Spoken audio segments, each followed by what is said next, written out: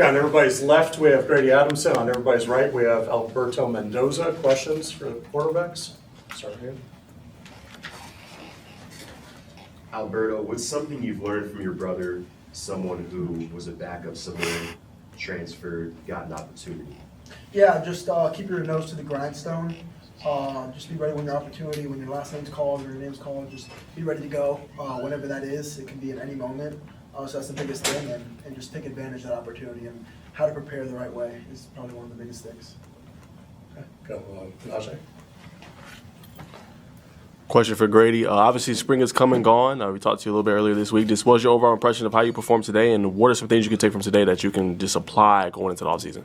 Yeah, for sure. I think overall, I definitely started slow. I think second half came out a little better. Some of the reads, made some good throws, but overall, definitely a lot of things to improve on. But it was good just getting out here this spring and getting better. Rob. Alberto, it's easy to see what the quarterbacks are doing out there. They probably stick out the most. What did you see from the guys who were playing in front of you, allowing you to do some of the things you did? Yeah, no, I think they're being phenomenal. They had a phenomenal spring. They've done a great job. Joe, our center, has done phenomenal making all the calls. Malachi, our guard, Riggs, who's tackle, who didn't start, and just can't wait to get Ethan back. But Jordan Floyd did a great job this spring as well, replacing Ethan. And those guys did such a phenomenal job today and throughout all the spring, really. So giving me time to get back there and throw the ball, dish it to the playmakers on the outside. And without them, I'm really nothing. And our run game, is nothing without them. So they've done a phenomenal job, and all the praises of them. Joe, it starts with Joe, really, the center. You know how that goes. And then all the other guys fall behind. And they've done a fantastic job, and I've loved what I've seen from them. Okay.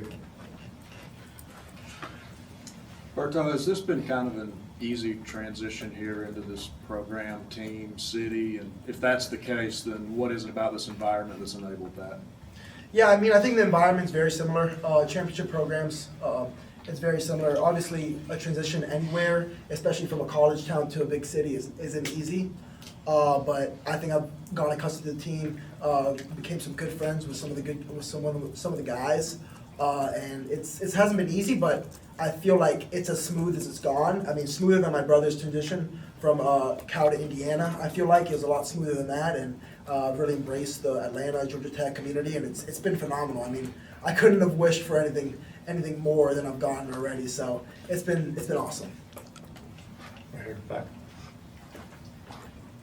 Alberto, kind of to that point, saw you sign in for fans after spending some time with them on the field. Why is that important to you to kind of endear yourself to the Georgia Tech kind of community here already at this point? I mean, they spend their time coming out to come see us play their Saturday, and I'm just thankful for that. Thankful to come and support us, the whole team. So the least that I can do is go out there, give them some high fives, sign a couple of things for them. I mean, I love doing that. I love interacting with the fans because at the end of the day, they're who support us, and they're the reason we're here. We wouldn't be here without them. So that's the biggest thing. Just giving back, especially the kids. I love just being able to sign them, making them happy, see a smile. Because I know when I was a kid, I wanted the players to come up, give me a high five, give me a towel, sign something for me. So just if I can make somebody's day, that makes my day. Charles. Alberto, Coach Keith talked about how, you guys got some work to do as far as in the wide receiver room and everything like that. So what do you feel you all need to work on as far as with building that chemistry with the wide receivers? Yeah, I think it's just the hours that people don't see. Getting out there in the summer, throwing those routes, getting that time in. Just add, so I can throw it before they're out of their break, which is very, very key at this level. Because DBs are going to break fast. And you have to react fast off that. And you got to put the ball before the receivers are looking. The ball has to be halfway before his head turns around. And that timing is just something you can't get right when you get here. And I'm not really concerned about that because I feel like we're really going to get that down this summer and this fall camp. So I think we're going to be A-okay. Okay. Luke.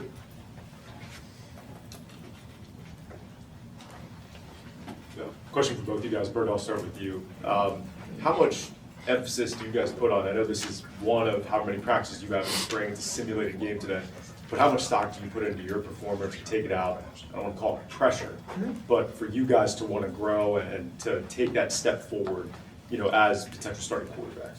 Yeah, I mean, you treat it like every other practice. I mean, I treat the games like practice, practice like games. And you just have to come out here and treat it like just another day. And attack it, because I attack every day like it is a game. I mean, you can't treat other days different than the games, because I think it's important to attack everything like a game. Yeah. Yeah, I think especially not having any sort of starting experience, I gotta take like that next step of taking every rep one rep at a time and really just focusing on what I'm doing in that moment. So really just knowing what routes, what covers they're in, and just doing the best I can in that moment. Time for a couple more for the quarterbacks. Rob? Grady, today was probably the first time the fans have had a chance to see how you've progressed from when you first got here. What traits do you feel like you showed today that you're all about? Yeah, I mean, I think it's harder when you're not, live, but showing, I can run the ball, I can still throw the ball, but I think I have a wide diversity of the plays I can run. So, I mean, I think, I could have, last year, running the Haynes offense, I think I fit that pretty well, but this year with Godsi, I think he gives me like the right plays and the right moments to show what I have. So, just showing all the abilities I have, I think it's good. Okay. Alex, if you want to wrap us up.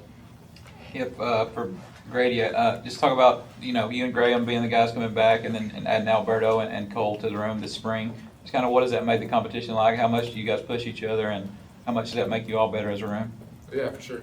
I mean, I think it's definitely a little different from last year with Haynes having the old guy, but I think having a lot of younger guys it's definitely a lot more competitive of a room. Every day we're competing against each other, trying to, make a better throw than each other. So I think that overall, it gets us better than, last year maybe you're asking Haynes questions, more just having that old guy and having the wisdom from him. But I think this year is more of just trying to show everybody who you are and, come out as somebody who knows what to do. Awesome.